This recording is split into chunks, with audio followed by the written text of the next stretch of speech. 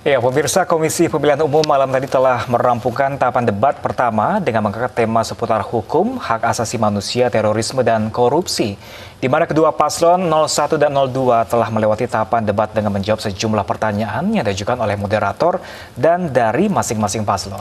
Apa yang menjadi catatan menarik dari kedua pasangan malam tadi dalam debat pertama? Untuk membahas hal tersebut, kami akan mengupas tuntas hasil debat malam tadi. Telah hadir bersama kami di studio. Tadi sudah kita perkenalkan. Ada analis sekaligus pakar politik dari Politik Literasi Institut, Mas Gun-Gun Herianto. Mas Gun-Gun, apa kabar? Baik, alhamdulillah. Lalu ada pakar sekaligus analis hukum dari Universitas Al-Azhar Jakarta, Pak Suparji Aman. Pak Suparji, selamat pagi. Pagi, Mbak. Baik, dan kita langsung akan berdialog membahas apa yang menjadi perdebatan Capres dan Cawapres Tadi malam ya? tadi malam. Tapi terlebih dahulu saya akan ke Mas Gun-Gun. Kalau Mas Gun-Gun, apa yang menjadi catatan politik Anda setelah malam tadi kedua paslon ini menjalani debat? Semua proses debat itu setelah proses debatnya berlangsung, semua pasangan calon pasti akan menjustifikasi apa sisi-sisi positif dari pasangan calon yang didukung. Makanya kalau mau sedikit objektif atau mungkin cukup objektif atau lebih objektif, sebenarnya ukurannya itu bukan ada pada paslon masing-masing atau tim ses masing-masing, melainkan pada survei opini publik. Nanti harus disurvei itu publik secara proporsional bagaimana impactnya dari debat itu. Menganalisis debat tadi malam, saya ada 3 catatan. Catatan pertama, itu menyangkut manajemen forum. Manajemen forum itu terhubung dengan timing, terhubung dengan cara berbagi peran. Karena bagaimanapun dalam konteks komunikasi politik, debat itu kan komunikasi persuasif. Dan manajemen kesan atau impression management itu penting diperhatikan oleh pasangan calon. Bukan hanya soal content of message, isi pesannya, tetapi sebenarnya adalah cara mereka berbagi peran di situ. Saya lihat tadi malam masing-masing pasangan ada minusnya di salah satunya. Contoh misalnya di pasangan Pak Jokowi, itu saya lihat peran kurang optimal itu di Kiai Ma'ruf. Terutama dalam konteks bagaimana mengartikulasikan pertanyaan-pertanyaan dan jawaban untuk kemudian melengkapi posisi Pak Jokowi. Benar. Nah, sementara di kubu Pak Prabowo Sandi itu saya lihat banyak sekali artikulasi yang kurang terorganisir dengan baik itu di Pak Prabowo. Misalnya, Mas. Kan bagaimana misalnya menyampaikan pesan. Ritmenya. Ini bukan content of message sekali lagi ya. Ini cara menyampaikan pesan. retorikanya. Retorik ya, betul. Nah, saya lihat beberapa kali Pak Prabowo misalnya belum waktunya bertanya dia sudah bertanya gitu ya. Kemudian kadang-kadang overtime dari waktu yang ditentukan. Nah, ini kedua-duanya sebenarnya ada minus di salah satu Itu pasangan. dari gaya mereka menyampaikan jawaban. Dari manajemen forum. Kemudian yang kedua itu yang saya analisis adalah dari cara bagaimana mereka menjaga manajemen privacy komunikasi. Karena kan ada hal yang bisa diungkapkan kepada publik, ada yang kemudian harusnya disimpan, kapan membuka, kapan menutup. Contoh misalnya beberapa segmen ada yang kedodoran ketika impromptu, spontan. Misalnya ketika Pak Jokowi itu diserang oleh Pak Prabowo terkait dengan konflik of interest dari penyelenggara pemerintahan. Jadi lebih kebanyakan personal masing-masing? Maksud saya begini, betul pasti akan terpengaruh oleh gaya personal.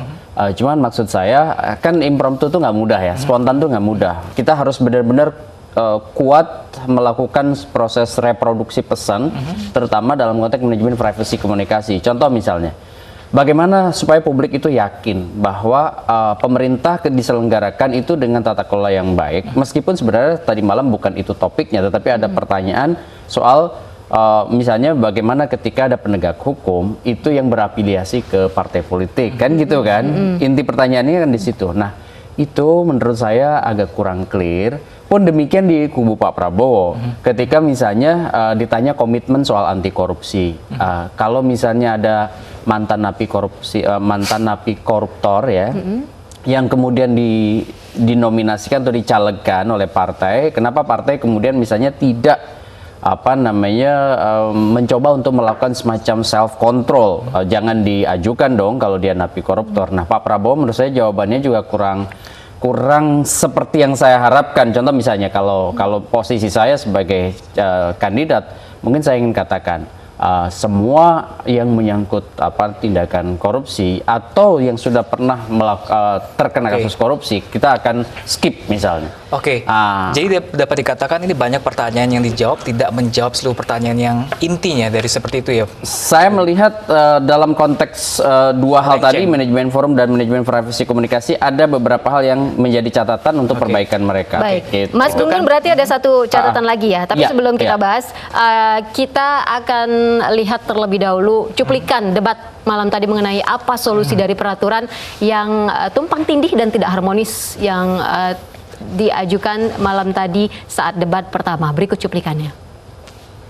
Akan memberdayakan Badan Pembinaan Hukum Nasional, kami akan perkuat dengan pakar-pakar hukum yang terbaik untuk melakukan sinkronisasi, penyelarasan sehingga undang-undang, peraturan-peraturan di pusat tidak bertabrakan dengan peraturan di daerah. Ini sulit, ini pekerjaan besar, tapi harus kita lakukan supaya ada kepastian hukum, supaya semuanya tahu sistem hukum di Indonesia dan hukum itu bekerja untuk semuanya. Partisipasi publik juga sangat penting. Kami akan melibatkan para ahli, baik dari universitas di pusat maupun di daerah.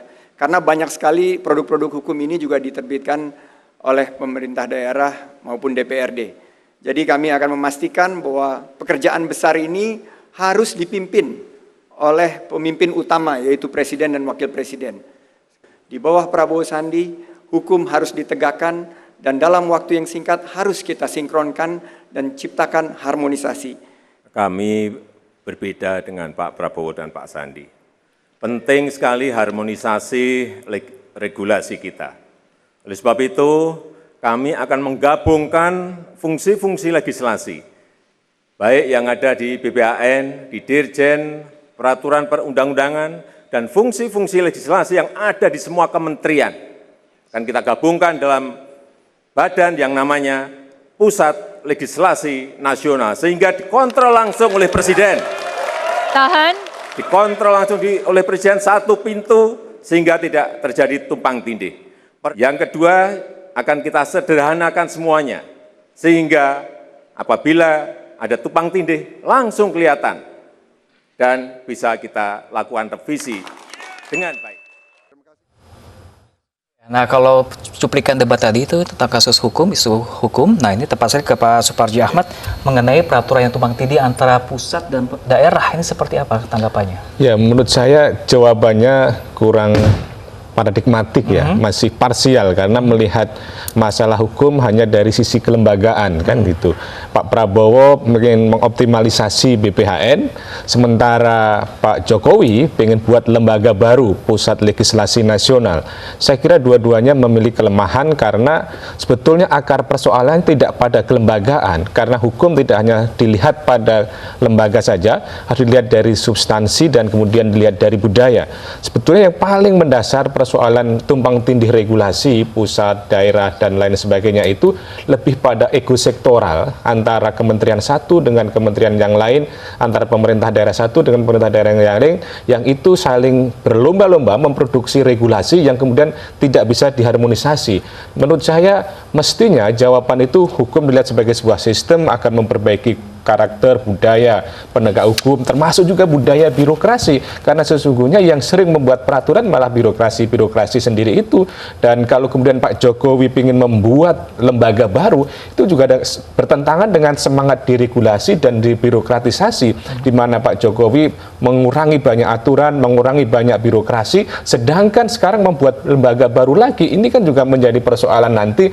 Mungkin saja ada upaya untuk memperbaiki dan juga dilupakan bahwa sebab sebetulnya yang memiliki kewenangan legislasi itu adalah DPR, meskipun kemudian memang pemerintah bisa buat PP, buat perpres, pemerintah daerah bisa buat perda, tetapi bagaimana kemudian peraturan-peraturan itu bisa selesai di tingkat undang-undang sehingga kemudian tidak mengharuskan ada turunan-turunan yang akhirnya tumbang tindih antara satu dengan yang lain dan atau kemudian tidak harmonis. Jadi untuk solusi penyelesaian hukum saya kira kurang tepat, kurang proporsional karena melihat hukum hanya pada satu sisi, pada satu kelembagaan, dan itu bukan jawaban yang menyelesaikan persoalan yang kita hadapi dalam konteks hukum bagaimana mensejahterakan kehidupan kita. Baik, berarti dari analisa Pak Suparji kurang memuaskan sebenarnya yang menjadi jawaban dari kedua kasus. Sama seperti yang disebut Mas Gun-Gun kurang memuaskan juga ketika Pak Prabowo mengatakan soal caleg yang tersangkut kasus korupsi. Padahal di awal ketika menjawab pertanyaan Pak Prabowo sempat menyatakan bahwa seorang kepala negara itu adalah petugas penegak hukum yang paling tinggi. Chief of Law Iya, Enforcement. nanti akan kita bahas ini. Usai jeda, Mas Gun-Gun dan Pak Suparji. Tetaplah bersama kami.